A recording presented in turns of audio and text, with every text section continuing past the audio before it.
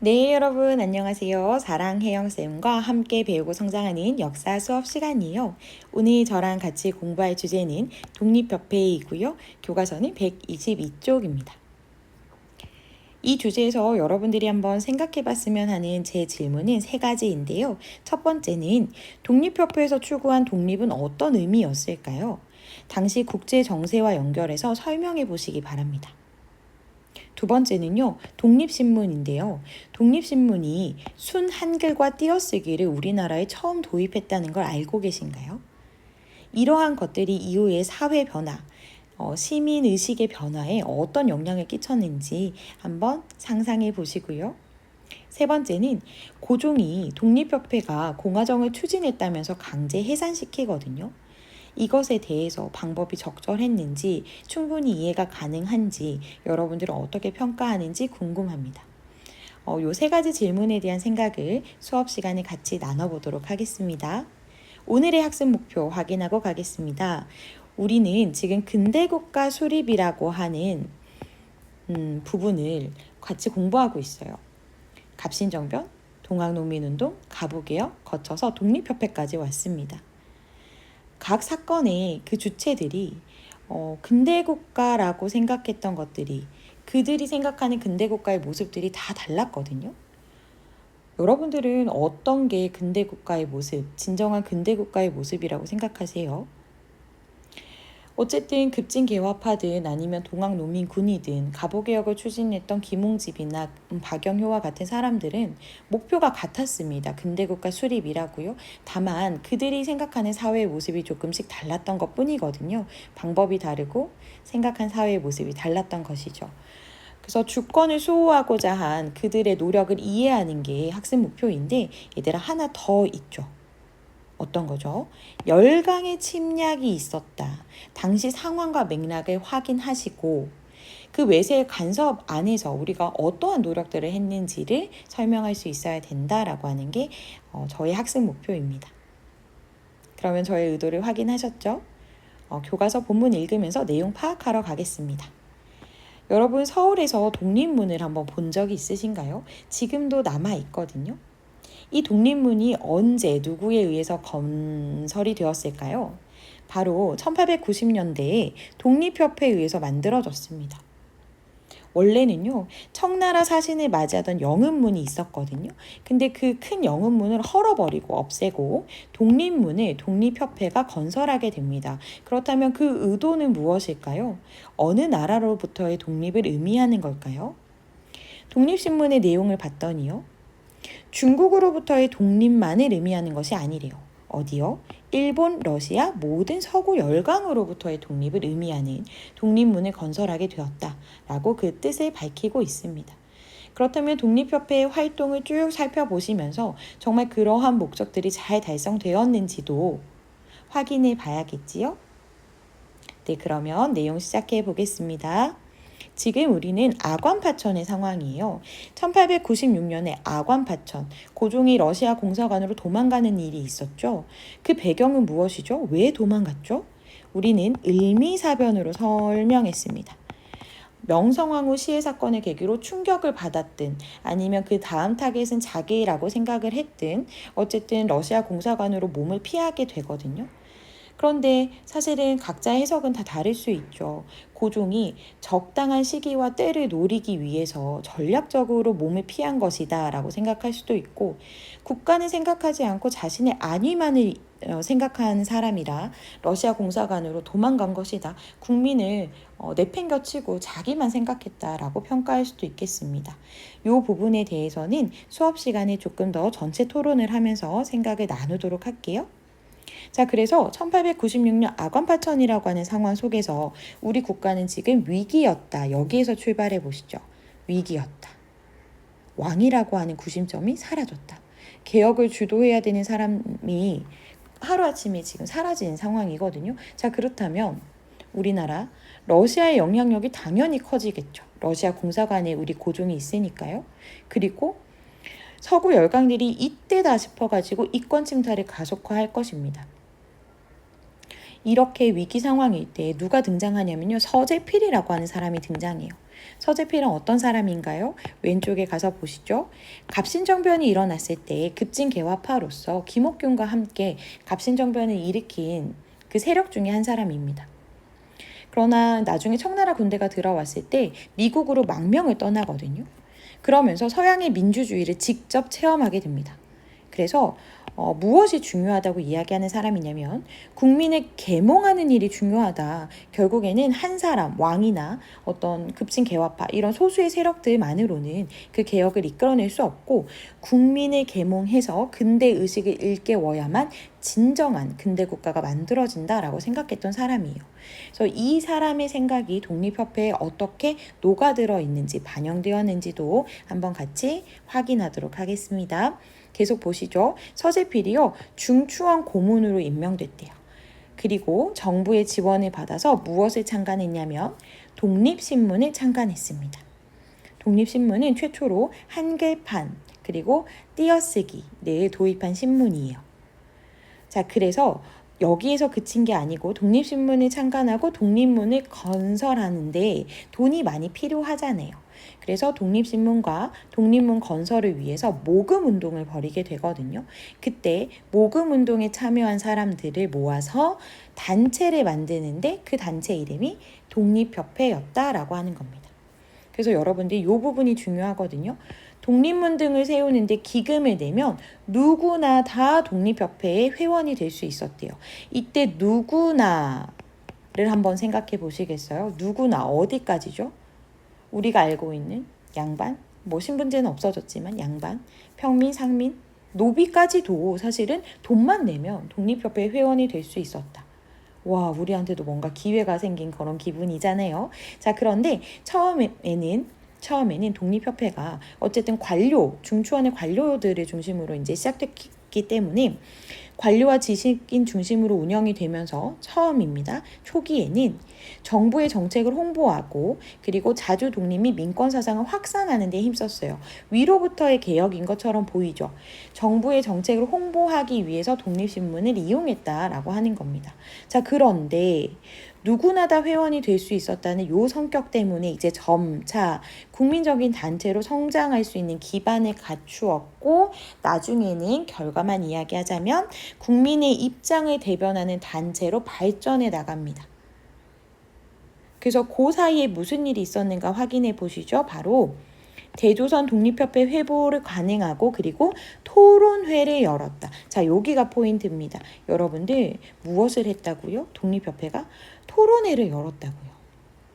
독립관에서 열린 토론회의 주제가 신교육이든 산업개발이든 아주 계몽적인 성격을 띠거나 열강의 이권 침탈 반대, 의회 설립, 민권 신장 등 정치적인 현안에 이르기까지 아주 주제가 다양했고요. 누구나 다 참여할 수 있는 토론회를 열었습니다.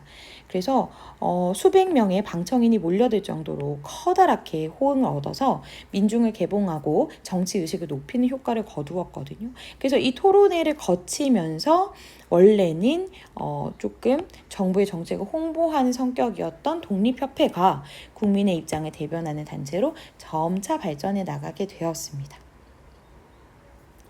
요렇게 이제 독립협회가 그 개혁의 구심점으로 활약하고 있을 때 고종이 갑자기 환궁을 해요.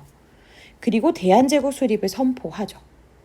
그래서 대한제국 수립을 선포하면서 대한국 국제를 반포하면서 결국에 이 대한제국은 고종을 중심으로 운영되는 국가다 이런 것들을 이야기하거든요. 근데 그럼에도 불구하고 독립협회 활동은 계속됩니다. 그래서 열강의 요구들이 끊이지 않았기 때문에 그것들을 막아내는 데에 초점을 두고 활동하게 됩니다. 러시아는 군사교관과 재정 고문을 파견할 것을 요청했고요. 그리고 저령도를 조차해달라라고 요청했습니다. 러시아가요, 영향력이 엄청 셌다라고 하는 거죠. 청나라가 했던 것처럼 군사교관, 재정 고문 파견을 허락해달라라고 했고 저령도라고 하는 지역을 빌려달라고 해요. 근데 처음에는 물론 조차의 성격, 빌려주는 성격을 갖고 있지만 이거는 명백한 영토 침탈의 성격을 갖고 있거든요. 그래서 이권 침탈이 계속되고 있기 때문에 독립협회가 가만히 있지 않았다라고 하는 거죠. 그래서 자주 독립을 지켜야 한다는 구국운동 상소문을 올리고 본격적인 정치 활동에 나서게 됩니다. 러시아의 이권 침탈을 견제하기 위해서요. 자, 그래서요, 여러분들 또 중요한 포인트 나옵니다. 전환점이죠. 독립협회는 최초의 근대적인 민중 집회인 만민공동회를 열어요. 최초의 근대적인 민중 집회라고 하는 게 굉장히 중요하고요. 만민이 모이는 자리였다. 그래서 러시아의 내정 간섭, 이권 요구를 규탄하는 자주 국권 운동을 전개했고 그 결과 여러분들 그 결과 보시죠. 결과 저령도 조차 요구를 저지시키는 데 성공하게 됩니다.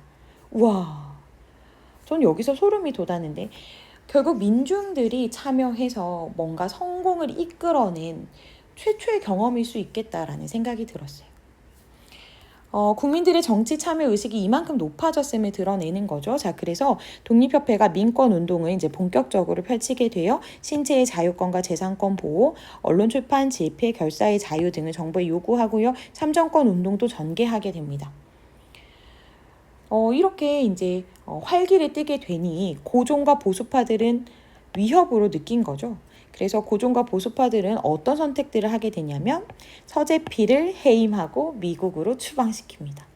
와, 또 전환점이 생겼죠. 고종과 보수파들의 대응이었다라고 하는 거예요. 그런데 활동은 위축되지 않았습니다. 전국의 지회를 가지고요. 민권 운동이 확대되고요.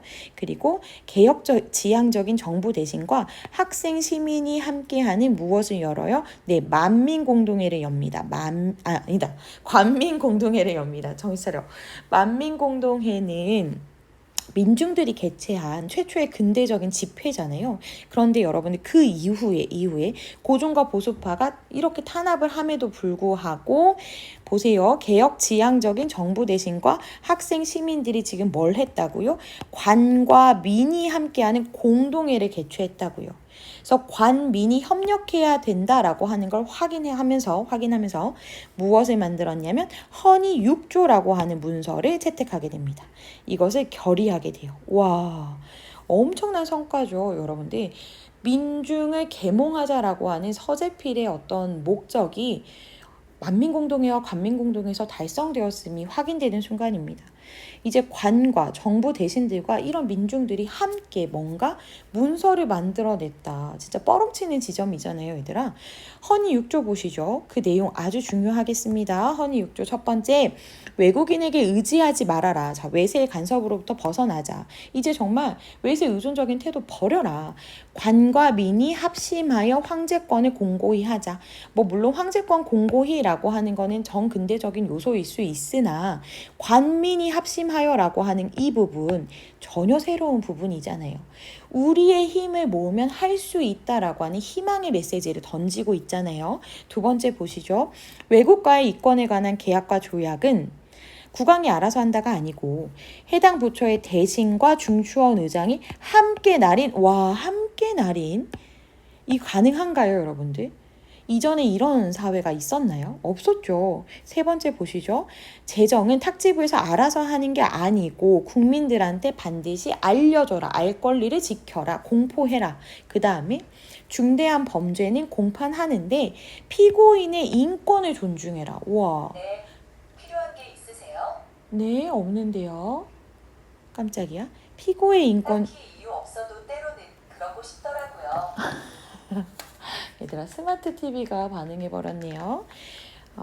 다시 집중하시죠. 헌의 6조 보시면 피고의 인권을 존중해라. 와. 이런 말, 민들의 어떤 인권에 대한 이야기 처음으로 등장하잖아요. 5번 보시죠. 책임관을 임명할 때 그냥 황제가 알아서 하는 게 아니고 정부의 뜻을 물어 과반수가 동의하면, 여러분들 우리 지금 이거 하고 있지 않나요? 민주주의의 기본 원칙 아닌가요? 과반수가 동의하면 실행한다. 이런 것들이 1890년대에 이미 관과 민이 동의해서 만들어진 문서에 기록되어 있다. 이미 근대국가로 갈 수 있는 어떤 기반과 발판이 마련되었다라고 하는 것들 느껴지시나요? 네, 헌의 6조입니다. 얘들아, 밑에 자료 볼게요. 만민공동회인데요. 만민공동회, 관민공동회가 어떤 의미인지 다시 한번 정리할 수 있는 부분인 것 같아요. 만민공동에 보시죠. 사람들이 이 소식을 듣고 앞다투어 의연금을 바쳤대요. 네, 독립문과 독립신문을 만들 때 돈, 모금 운동을 했던 부분을 설명하고 있습니다. 과천나무 장사꾼이 나무 판돈 1원을, 군밤 장사꾼의 아이가 백동화 이전을 내는 등 민중들이 600여 원 등을 만들어냈다라고 하는 거예요. 우리가 모금 운동으로 600원을 만들었대요. 독립협회에서 만민공동회를 개최한다는 소식이 알려지자 각계각층의 사람들이 기부금을 내놓았는데요. 1898년 서울 인구가 약 17만 명 정도였는데 만민공동회에는 1, 2만 명이 모일 정도로 열기가 아주 뜨거웠대요. 만민공동회에서는 종로에 설치된 연단에 올라 신분과 나이에 구별 없이 정말 차별 없이 자유롭게 연설할 수 있었다고 합니다. 백정도, 그때 차별을 받고 있었던 백정도 그 무대 위에 올라가가지고 내가 생각하는 좋은 세상은 이런 겁니다 라고 외칠 수 있었다라고 하는 거예요. 만민공동회가 열리면요, 밥장수는요 장국밥 수백 그릇을 가져왔고 어떤 부자는 집 한 돈을 모두 기부하였대요. 거지들마저 기부금을 내놓았죠. 나무꾼들이 기부한 장작을 태워서 밤하늘을 환하게 비추었고 사람들이 무리를 지어 밤을 지새우기도 했다고 합니다. 이렇게 만민공동회에 참여는 시민들을 근대적 정치 경험을 쌓을 수 있도록 하는 것이었어요. 그 만민공동회를 통해서 정말 시민들이 얼만큼 성장했는지 여러분들 독립협회 활동을 통해서 느껴보셨으면 좋겠습니다. 124쪽 가서 보시죠. 자, 그런데 헌의 6조를 결의한 이후에 그러면 이제 어떻게 일이 진행되었는가 확인해야겠죠. 박정양 내각이 헌의 6조를 실행하기 위해서 중추원 관제를 공포하게 됩니다. 중추원이요, 우리 역사상 최초의 의회 같은 기능을 할 수 있도록 하는 것이었는데요. 중추원은 원래 있었던 기구죠. 새로운 기구는 아니었어요. 하지만 새롭게 개편하겠다라고 하는 거고요. 50명의 중추원의 의원들을 관선 25명, 원래 정부 관료 25명, 그리고 민선 25명으로 꾸리겠다라고 하는 게 중추원 관제의 내용이었습니다. 정부 관료 25명, 당연한 이야기인데요, 얘들아. 근데 그 반절을 민선 의원 25명으로 하겠다는 건 정말 파격적인 것이거든요. 아까 독립협회 구성 다시 떠올려 보실래요? 독립협회는 어떤 사람들만 가입할 수 있었죠? 제한이 없죠. 누구나 돈만 내면 가입할 수 있죠. 그렇다면 얘들아, 중추원 관제 개편에 따르면 그 누구나의 회원 중에서 25명을 선발해서 중추원의 관료로 만들겠다? 와, 진짜 파격적인 것 아닌가요? 단순히 민의 어떤 참여를 늘려야 된다라고 하는 구호만 외쳐대는 게 아니라 그 제도를 만들어냈다. 거기까지 우리가 민중들이 이끌어냈다라고 하는 이 승리의 경험들을 잘 확인해 주시면 좋겠습니다. 그래서 법률 및 칙령 및 개정 폐지, 의정부가 국왕에게 건의하는 사항 이런 것들을 심사 결정하는 권한을 갖게 되었어요. 중추원 관제로요. 자, 그런데 수구 세력, 보수 세력이요. 이렇게 독립협회가 개혁을 하는 것이 못마땅해서요. 독립협회가 공화정을 실시하려 한다라고 모함을 하기 시작합니다. 고종을 막 부추기게 되죠. 사실은 중추원 관제도 고종이 승인한 부분이었거든요. 그래서 이제 막 추진되려고 하던 때였어요. 고종의 승인을 얻었는데 보수 세력이 계속 고종한테 모함을 하는 거죠. 고종 잘 생각하셔야 돼요. 이 중추원 관제가 처음에는 황제권을 공고히 한다, 동의하는 것처럼 보이지만 점차 공화정, 황제가 없이 우리가 다스리겠습니다 라고 하는 공화정으로 나아가려고 할 것입니다 하면서 황제의 불안감을 부추겼다라고 하는 거예요. 결국 고종이 지도부 일부를 체포합니다.